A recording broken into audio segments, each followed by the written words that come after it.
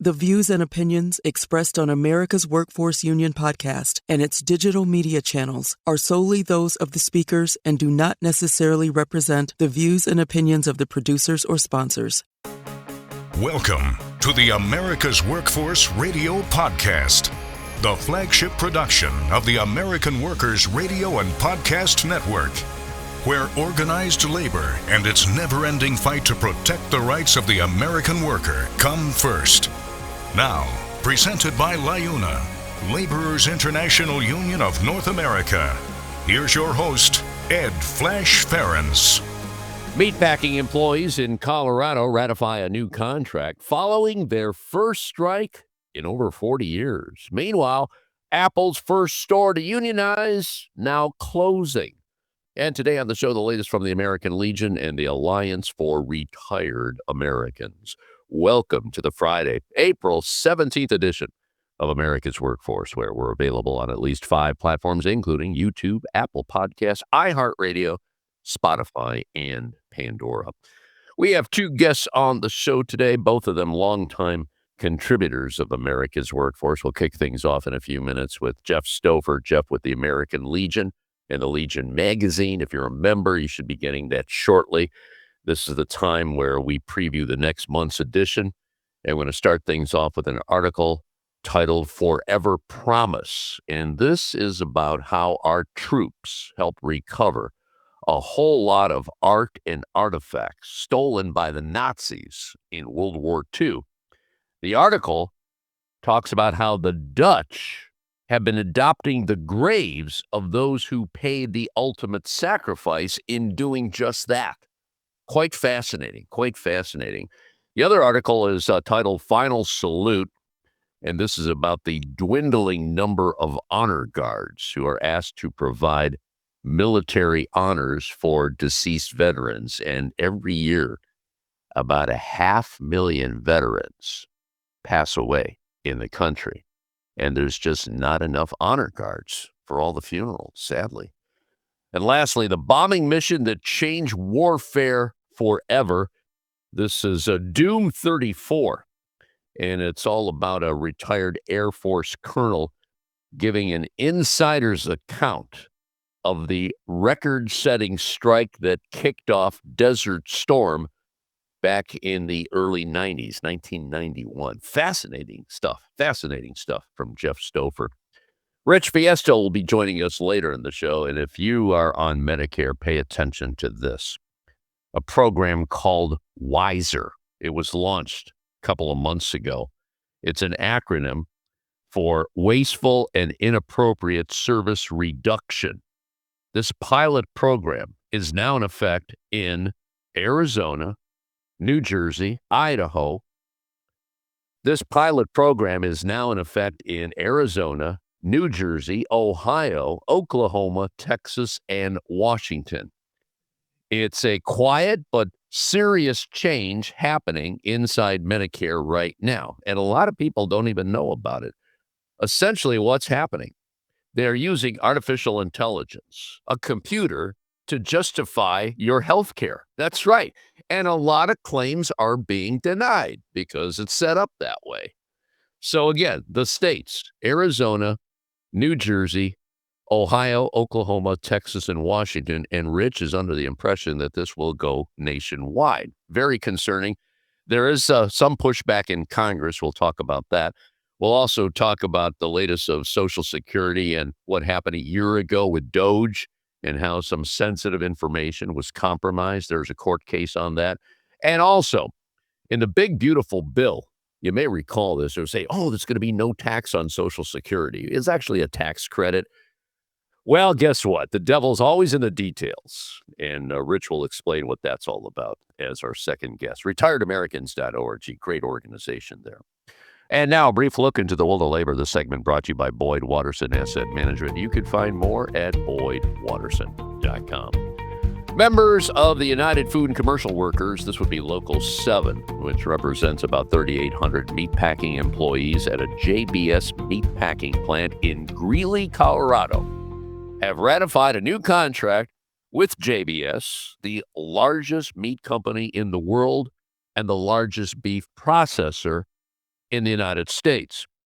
Workers at the plant actually went on strike for 3 weeks on March 16th, and it was the first strike at a slaughterhouse in the country since 1985. Now, listen to this.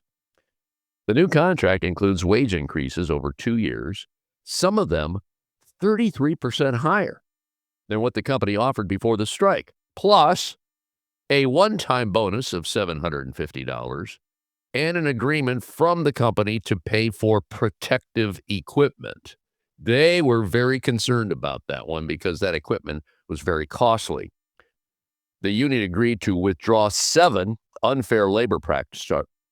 The union agreed to withdraw 7 unfair labor practice charges against JBS, and Kim Cordova, who's president of Local 7, said the contract is significantly different from the company's last offer. So congratulations to Local 7 of the United Food and Commercial Workers in the state of Colorado. Now, some bad news. Apple has announced that it will be closing its Towson, Maryland retail location, which, by the way, is the company's first store to successfully unionize. Apple, calling it a difficult decision, cited the departure of several retailers and declining conditions as the reason. Now, unlike employees at 2 non-union Apple locations that are slated to soon close, the workers at Towson are not being offered transfers to other locations. How about that? The International Association of Machinists and Aerospace Workers, which represents the location's employees, characterized the decision as simple union busting. And this is the statement they made. Apple's claim that the collective bargaining agreement prevents relocation is simply false and raises serious concerns that this closure is a cynical attempt to bust the union. And the union said it's exploring all legal options and will work with elected officials and allies to hold Apple accountable. All right, we're going to take a quick break. When we come back, Jeff Stoffer on behalf of the American Legion. Once again, you're listening to America's Workforce. You're listening to America's Workforce with Ed Flash Ferens. It takes LIUNA to keep America running. Over 70,000 public employees are part of LIUNA, the Laborers International Union of North America, delivering critical services such as healthcare and emergency response, as well as maintaining roads and sanitation systems. Even the National Postal Mail Handlers Union, representing over 47,000 U.S. postal workers, is affiliated with LIUNA. Find out what it takes for LIUNA to keep America running at liuna.org. That's liuna.org. America's Workforce is brought to you in part by the United Steelworkers. You can find more at usw.org. America's Workforce is brought to you in part by the Communication Workers of America. You can find more at cwa-union.org. America's Workforce is presented by the Laborers International Union of North America. Feel the power right now at liuna.org. There is unity and strength for workers. We are the USW. We are the USW. The United Steelworkers. The largest industrial union in North America. We represent 850,000 members in the U.S., Canada, and the Caribbean. We work in metals, rubber, chemicals, paper, oil refining, atomic energy, and the service sector. We are steelworkers, standing strong and fighting for what's right. Now, back to America's Workforce. Here's Ed Flash Ferens. And remember, you can check us out on Facebook or follow us on X, formerly known as Twitter. That would be AWF Union Podcast, AWF Union Podcast. Well, Memorial Day is just weeks away. Joining us on our live line right now is Jeff Stoffer on behalf of the American Legion. For complete updates, go to legion.org. This is the time of the month where we preview the next month's edition, the May edition. Jeff, welcome back to the show. Let's kick this off with the featured article here, Forever Promise. And this is about, well, this takes us back to World War II and so many lives lost there. And the important part is we cannot forget those who paid the ultimate sacrifice here. I'm going to turn it over to you, brother. Go ahead. Thanks, Flash. It's great to be with you. Yeah, this is our May issue, and every May we really dedicate most of our pages in that month to the Memorial Day observance. And This month we have a really special piece. The topic is the forever promise, and I'll get to it in a way, but it's kind of a roundabout way that I got it. We had last August at our national convention in Tampa, Robert Edsel, who was the author of The Monuments Men, which went on to become an Oscar award nominated movie starring George Clooney and a cast of other great stars, and was a very, very good movie about how a special detail of U.S. military that went in and recovered all of the stolen artifacts, special, treasures of Europe. The Nazis had stolen them and put them in caves and buildings and warehouses and all over Europe. His work literally brought light to that unit. And, it was in the middle of the war when this unit was going around trying to find all the stolen art and objects. Great masterpieces, Da Vinci and, Renoir and the great paintings of all time, because Hitler wanted to create his Führer museum after the war, after the Third Reich would take over. Well, that didn't happen. But what happened was these guys went around, and it was very difficult, and two of them got killed, and it was in the middle of the war, and they had to protect these great places from being destroyed during the war and then try to find the stolen objects. So what that led to was this great movie, this experience for Robert Edsel, and the Monuments Men became very illuminated on the world stage. They were awarded the Congressional Gold Medal in 2015, and it was a big moment. Everybody kind of knew what they had done and the sacrifice they had made to save all this art. In this experience, Robert Edsel got to know a lot of people, and one of the Monuments Men who he wrote about in that book, Walter Hutchhausen, was one who was killed, and he was buried at Margraten, which is in the Netherlands. We have the Netherlands American Cemetery. What he found out through various means was that the Dutch, who were there when the cemetery at Margraten was made in 1945, began adopting U.S. soldiers who were buried there, who liberated them, adopting their graves in 1945. It is the oldest known grave adoption program of World War II, probably ever. And just to kind of fast forward this, there were 17,800 Americans who were buried there. 10,000 stayed after they had the choice to come back. And of those 10,000, every one of those 10,000 graves is adopted by a Dutch family. That Dutch family carries the legacy of that soldier. They put pictures on their walls. They take care of their graves. This is a very important, and it's a sacred inheritance that they pass along from one generation to the next. However, the hang up is they don't know the next of kin to tell them that their loved one is still part of their family, is still part of their thing. Out of those 10,000, only about 25% have any connection to any of the family members. So what Robert was trying to do, he has put together this Forever Promise project where you can go online at foreverpromise.org, fill in some details about who your loved one is, who is buried there or remembered there on the wall of the missing, and you can connect to the family that has been handing your loved one's memory along year after year, generation after generation. It is a beloved tradition. They have more people at a Memorial Day ceremony at Margraten than they do in the United States. It's a huge event. These people were liberated by Americans, and they honor that memory every year greatly. It's a huge, huge culture of appreciation for U.S. military sacrifice. So, Jeff, when they announced that website, and let me repeat that, foreverpromise.org, did it get a lot of reception? Did it take off right away? Because, that's a pretty significant population there. Yeah, it did. Well, we had, when they got it started just recently, so Robert wrote this next book. His next book after The Monuments Men and all that work was called Remember Us. And that book is all about the people who were, buried there. And then he was there not at our national convention to not promote the book, but to advance the knowledge that these Dutch people really want to know the family members of these military personnel who are buried there. he did have a little spike at the national convention because there were people in our crowd, in our 10,000 people who were there at the convention and who saw it on video, who actually had loved ones there. And they went on the site and they logged in. But now that we've got it in the magazine, which reaches 1.5 million households a month, we think that there's going to be a big push to get more people signed up for that, just so that the Dutch can know who their next of kin was. After the war, the American government would not give the Dutch any information about next of kin.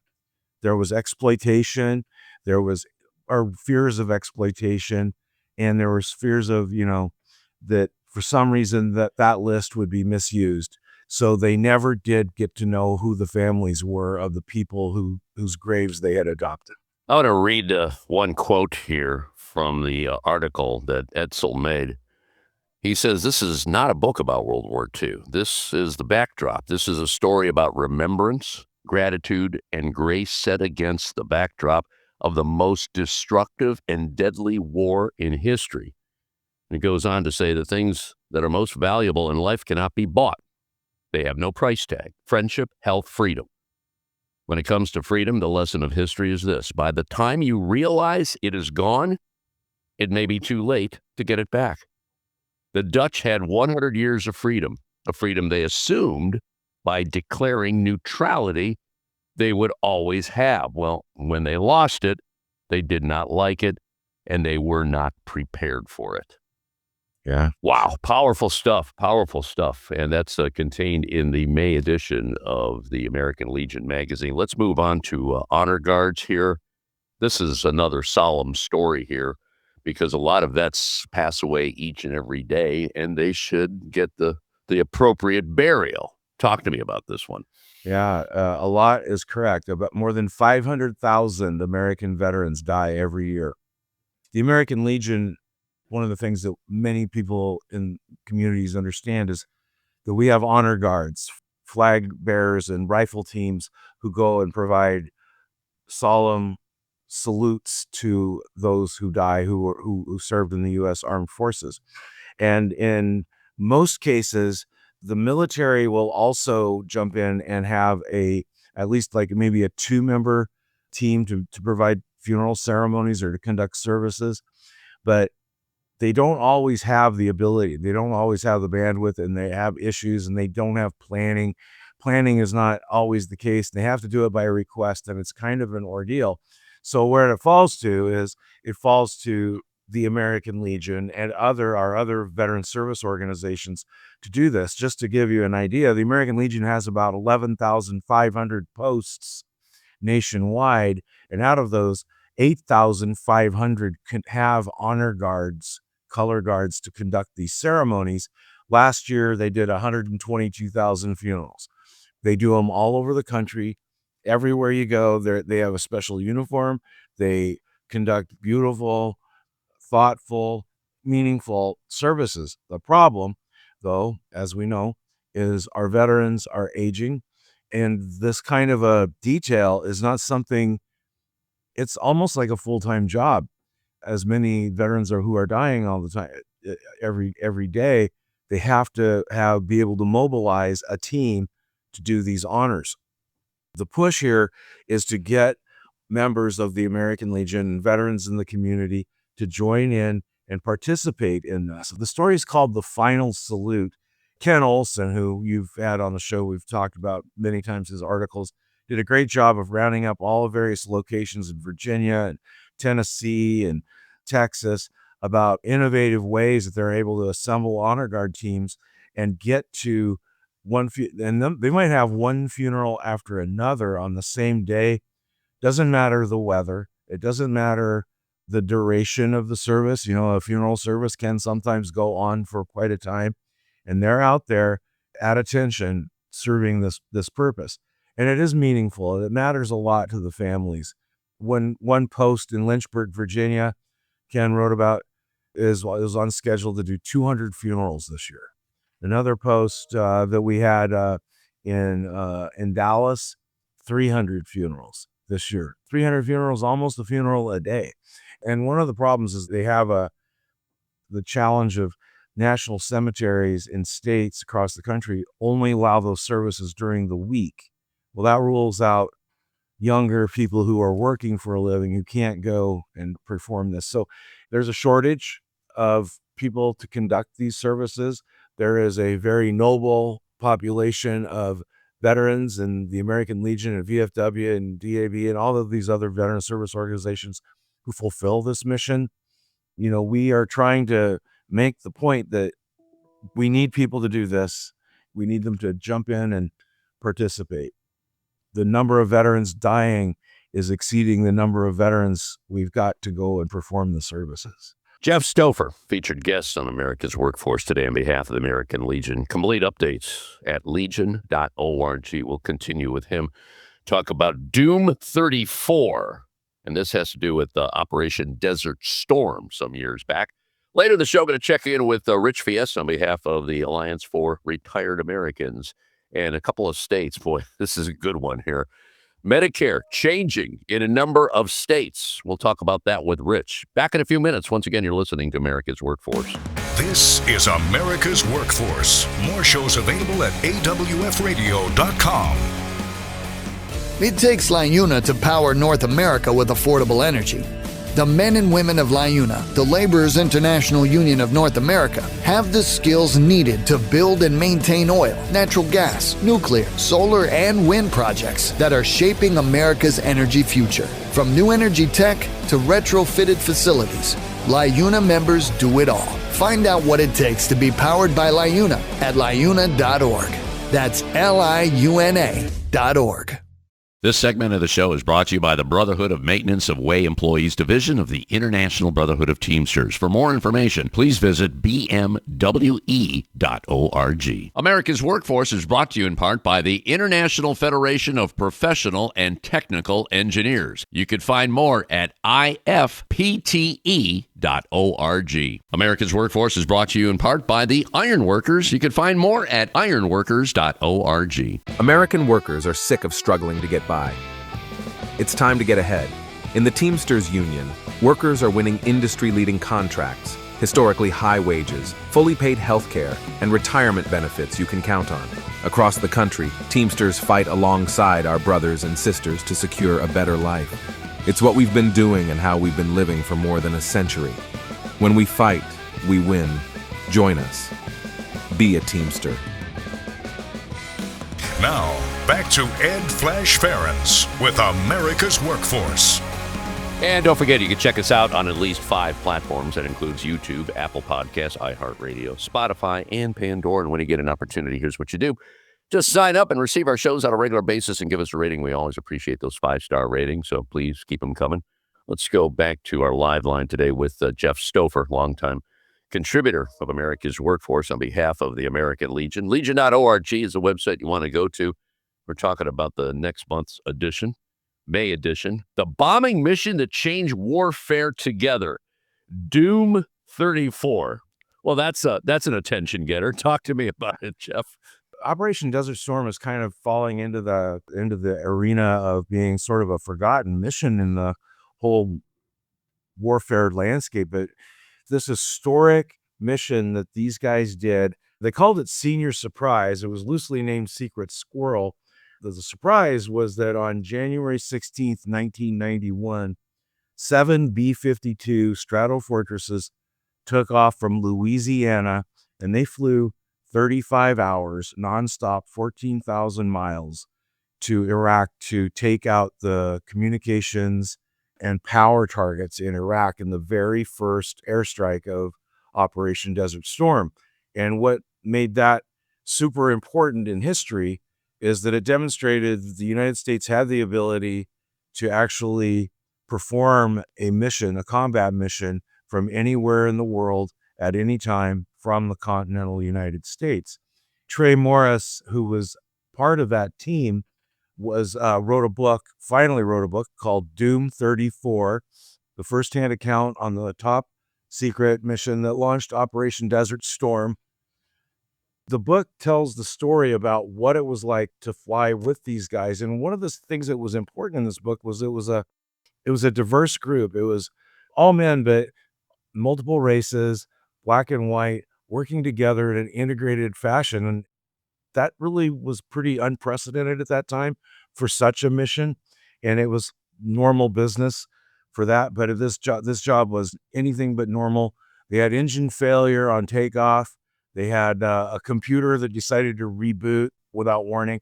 They had no GPS to really speak of. And they had to fly from Louisiana to Iraq to take out these communications and power sites. And they did. It was hugely successful. And it talks about the importance of the B-52. You know, we've talked about the B-52 before, but the B-52 is such a venerable old warplane. The plane that he was on, that Morris was on, was built in 1957. There's nothing that has flown more combat missions than a B-52, but 7 of them got this whole triggered. Basically, it was our first big airstrike in Operation Desert Storm, and it sent a message that the United States was going to be able to prosecute war from the continental United States, no matter where it might be in the world. And these guys who were in this Secret Squirrel or Senior Surprise mission are still close. They trained together, they worked together, they went through the ordeal together, they went through the war together. Now they're friends, they vacation together. It's the union, interesting union among those who served together on a special and historic mission. And I think Matt Grills, our managing editor, did this piece, and I hope people get a chance to take it in. This is a story that movies are made about. It really is. I mean, we're going back 35 years, and I'm looking at the article right now. There's a great picture, and the photo was taken January 17th, 1991, after they completed their mission, which was a 35-hour mission. And you pointed out they flew from Louisiana to Iraq. That's amazing just in itself. And a B-52. Wow. Got to check that one out. The bombing mission that changed warfare forever. Jeff, you take care. Good stuff today. We'll talk to you next month. Okay, brother? Sounds good. Thank you. This is America's Workforce. More shows available at awfradio.com. America's Workforce appreciates our sponsor, the Columbus Central Ohio Building and Construction Trades Council, who represents more than 18,000 workers from 19 affiliated local unions and district councils. America's Workforce is brought to you in part by the Heat and Frost Insulators Labor Management Cooperative Trust. Find out more at insulators.org/LMCT. America's Workforce is sponsored in part by Boyd Watterson Asset Management, LLC. Find out more about our investment solutions tailored to meet the needs of Taft-Hartley funds at boydwatterson.com. America's Workforce Radio is sponsored in part by the International Union of Painters and Allied Trades, District Council 6, representing painters, glazers, drywall finishers, and sign and display industry workers. They remind you that belonging to a union is your right as an American.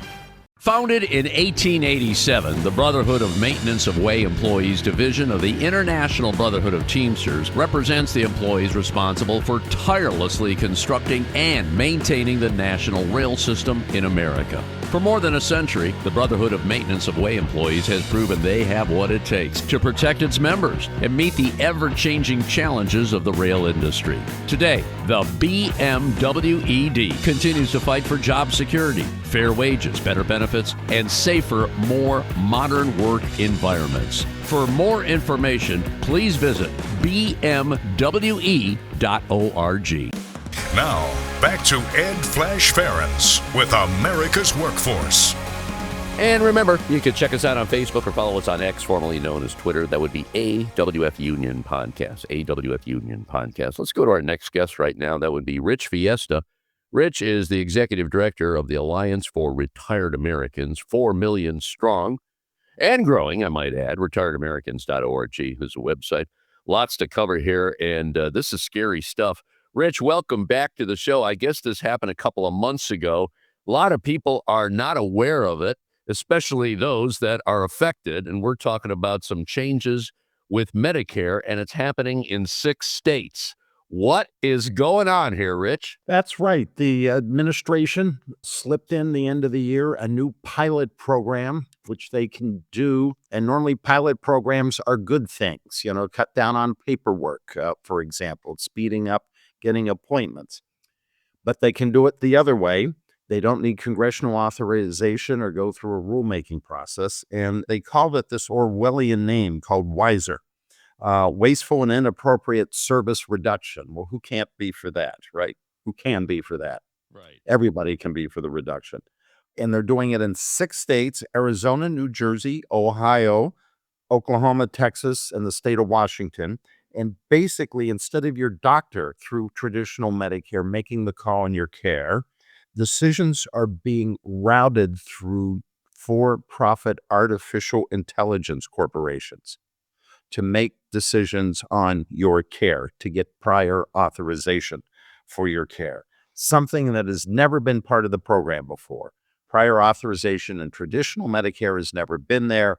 Medicare Advantage has it, but now we're into regular fee-for-service Medicare. So instead of a doctor making decisions, a computer is making those decisions. Is that what I'm hearing? A computer with a company that has a profit motive to deny care as well. I mean, we're already hearing about delays, denials, and longer wait times. And this program just started in 6 states in January, and we're just barely 3 months into it, Flash. Oh, boy. So what can be done about this? There's got to be some pushback by Congress because this clearly is not the intention of Medicare here. Right. Not since 1965. Fee for service, you go to your doctor. Your doctor is who knows you and is a licensed physician, manages and recommends your care, and not a computer with artificial intelligence. So there is pushback. The Seattle Times has already done a study that's showing delays in care, and people with chronic conditions, pain conditions, are suffering or waiting longer to get their care. And there's already a bill in Congress to stop this, sponsored by Senator Patty Murray of Washington State and Congressman Greg Landsman of Cincinnati, Ohio, to ban this AI-driven prior authorization scheme. We think Congress needs to act quickly and decisively and shut this thing down before it goes from 6 states to 50 states. Wow. Is that the game plan here, just to start this pilot and carry it on to the rest of the country? Yes, exactly. That's how they do these things. There's authorization under Medicare to do pilot programs where you don't need legislation. Roll it out, and surprise, they're going to say it's a great success, and then bring it nationwide. Yeah. I have to ask, if you're denied services from your doctor, is there an appeals process on that? I mean, you're being denied by a computer. There's got to be some recourse here. Yeah, there is, but because this is traditional Medicare, where this never existed before, things are kind of murky. But there is a process to do it, and it's complicated. And more importantly, it's unnecessary, and it does not help patients, which is what Medicare and the doctors should be doing. Again, we're talking about a pilot program. It's called WISER, which is an acronym for Wasteful and Inappropriate Service Reduction. Well, that same idea was taken to Social Security. You and I talked about what happened a year ago with Doge, how information was compromised by Elon Musk's team. And I understand there's a court case here. What's the latest on that, Rich? Yes, a year ago, we at the Alliance for Retired Americans, along with AFSCME and AFT, filed a court case, federal court in Baltimore, because Social Security is based outside of Baltimore, to stop Doge from getting access to all of our very, very personal data that the Social Security Administration has. We had a temporary restraining order for a while that the Supreme Court lifted, and last summer, when they lifted it, early June, within days, all of the data on all of us was uplifted into unsecure servers. The Justice Department had to later go back into court and say, oops, we didn't really tell you the truth because this really was uplifted. And we just got yesterday an order by the federal judge in Baltimore that we can now start to get discovery a year later on putting people under oath, getting documents, and find out what the hell happened to all of our data. Yeah. Justice takes such a long time. Well, keep us posted on that one. Speaking of Social Security, we just had Income Tax Day a couple of days ago, April 15th. And I think this was last year. I don't know if this was part of the big, beautiful bill, which was really not that beautiful. about no tax on Social Security, which is a stretch. Why don't you explain that part? You're right, Flash. The big ugly bill did not eliminate taxes on Social Security benefits. So people who filed this week, many of them are going to find out they're still paying taxes on their Social Security benefits. Probably 12 to 15% of all Social Security beneficiaries. So this was basically a tax credit, a temporary tax credit, which is actually going to expire in a couple of years? That's right. For some people, it was a $6,000 credit off your income, but it's only good for the life of the bill, and that's 4 years. So it's a lot of flim-flam. Some people it will help, no doubt, but it's not what was promised. Yeah, what they say and what actually happens, two different things. Surprising. All right, Rich, we're going to leave it on that note. Rich Fiesta, on behalf of the Alliance for Retired Americans, retiredamericans.org is the website. You take care. We'll talk to you next month, okay? Great, Flash. And that'll be it for another edition of America's Workforce. Coming up on Monday, the Transportation Trades Department of the AFL-CIO and the latest from the North Coast Labor Federation. Until then, all of you have a safe and wonderful weekend. That concludes another episode of the America's Workforce Radio Podcast. Thanks for listening, and be sure to subscribe so you never miss a show. America's Workforce is a production of Labor Tools and BMA Media Group. Find out more information online at labortools.com.